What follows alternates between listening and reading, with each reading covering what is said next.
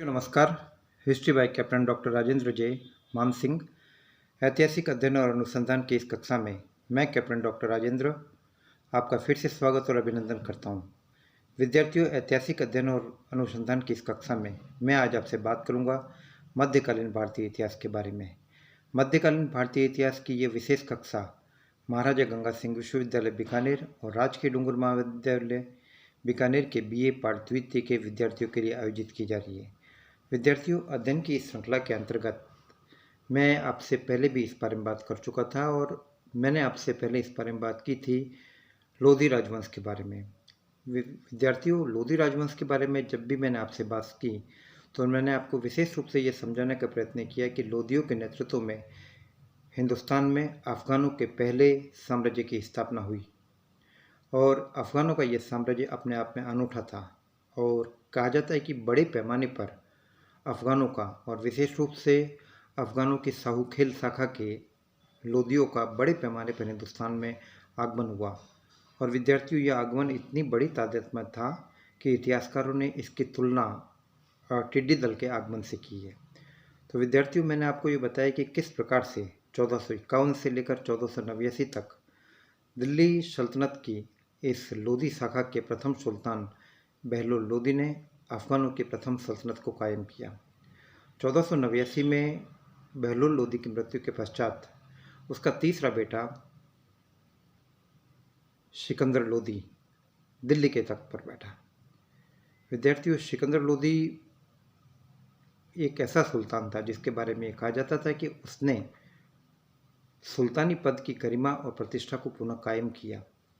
इससे पहले की कक्षा में मैंने आपसे बात की कि लोदियों और तुर्कों के राजत्व सिद्धांत में काफ़ी अंतर था। लोदी पठान थे और पठानों या अफगानों का राजत्व सिद्धांत तुर्कों के राजत्व सिद्धांत के एकदम विपरीत था, जहां तुर्क अपने सुल्तान में देवीय सत्ता आरोपित होते हुए देखते थे और सुल्तान को ईश्वर का अंश मानते थे, जबकि लोदी पठान वे किसी भी प्रकार से अपने सुल्तान में किसी भी प्रकार के देवत्व का अंश नहीं देखते थे, बल्कि वे अपने सुल्तान को इसलिए सुल्तान स्वीकार करते थे कि उनका ये कहना था कि वह उनमें से एक ही है। तो ऐसी स्थिति में सिकंदर लोदी के सामने काफ़ी बड़ी चुनौती थी। सिकंदर लोदी के सामने सबसे महत्वपूर्ण चुनौती ये थी कि अपने अफगान सरदारों की संप्रभुता और इज्जत का सम्मान भी रखना और साथ ही साथ सुल्तानी पद के गौरव और सम्मान को भी बरकरार रखना।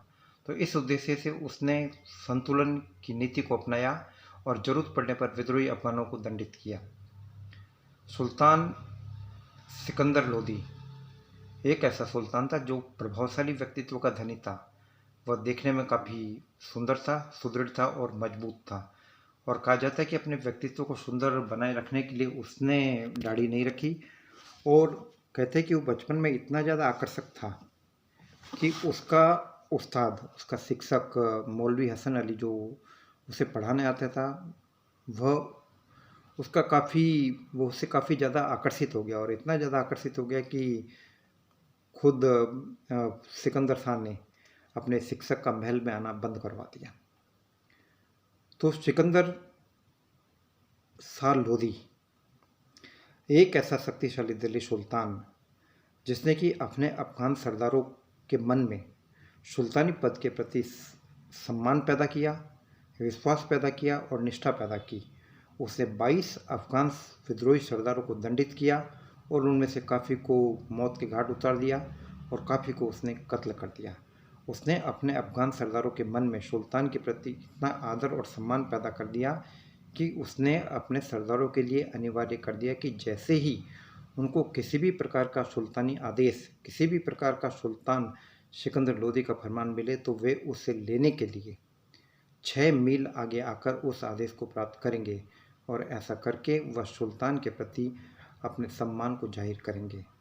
सुल्तान सिकंदर लोदी उन सुल्तानों में से एक था जिसने ये कहा था कि यदि मैं अपने किसी गुलाम को पालकी में बिठा दूं और अपने सरदारों को मैं ये आदेश दूं कि इस पालकी को अपने कंधे पर बिठाकर ले जाओ तो वो ऐसा करेंगे। यद्यपि यह काफ़ी अतिशयोक्ति भरा कथन है, लेकिन विद्यार्थियों, इसके बावजूद मैं आपको ये बता दूं कि भले ही कथन काफ़ी अतिशयोक्ति भरा हो, लेकिन इस बात में कोई संदेह नहीं है कि सुल्तान सिकंदर लोदी ने अपने आप को सुल्तानी पद की प्रतिष्ठा और सम्मान कायम करने के मामले में अपने पिता बहलोल लोदी से कई गुना आगे और अपने बेटे इब्राहिम लोदी से तो कई गुना और भी कई गुना आगे अपने आप को उसे साबित करके बताया। उसने दिल्ली सल्तनत की मजबूती की तरफ ध्यान दिया। वह कला, संस्कृति और साहित्य का संरक्षक था। ऐसा कहा जाता है कि उसने आयुर्वेद के ग्रंथ का फारसी में अनुवाद कराया और उसका नाम रखा फरहंग सिकंदरी। इसी प्रकार लज्जत सिकंदरी नाम का एक और ग्रंथ इस दौर में लिखा गया। ऐसा कहा जाता है कि वह विद्वानों को बुलाकर, कहा जाता है कि रात के समय में 70 विद्वान उसके पलंग के पास बैठकर उसको विविध प्रकार की बातें बताया करते थे। तो सुल्तान सिकंदर लोदी उस दौर के दिल्ली सुल्तानों को देखते हुए काफ़ी महत्वपूर्ण और लोदी सुल्तानों में काफ़ी योग्य और काफ़ी महत्वपूर्ण व्यक्ति कहा जा सकता है। उसके समय में जो सबसे बड़ी चुनौती जौनपुर की तरफ से थी और जौनपुर में इस वक्त उसका बड़ा भाई बारबक शाह शासन कर रहा था। सिकंदर लोदी ने बारबक शाह को यह कहा कि वह साम्राज्य का बंटवारा न होने दे, बल्कि दिल्ली की अधीनता स्वीकार करे। इससे दिल्ली सल्तनत की मजबूती बनी रही है। लेकिन बारबक शाह ने ऐसा करने से मना किया। तो ऐसी स्थिति में सुल्तान सिकंदर लोदी ने जौनपुर पर हमला किया।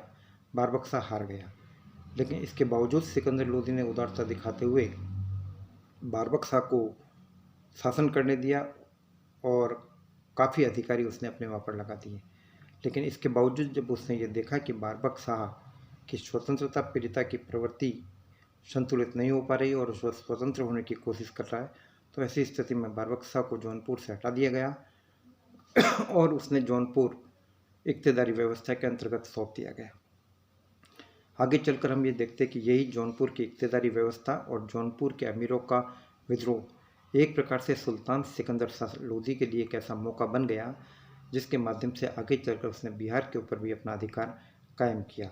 वह ये कि जौनपुर के विद्रोही सरदारों ने हुसैन शाह सरकी के पास शरण ली और इसी मामले को लेकर हुसैन शाह सरकी से शरण लिया जाना, इस बात को लेकर सिकंदर आगे बढ़ा और उसने हुसैन शाह सरकी के ऊपर हमला किया और बिहार पर भी अधिकार किया और तिरहुत पर भी उसने अपना अधिकार किया।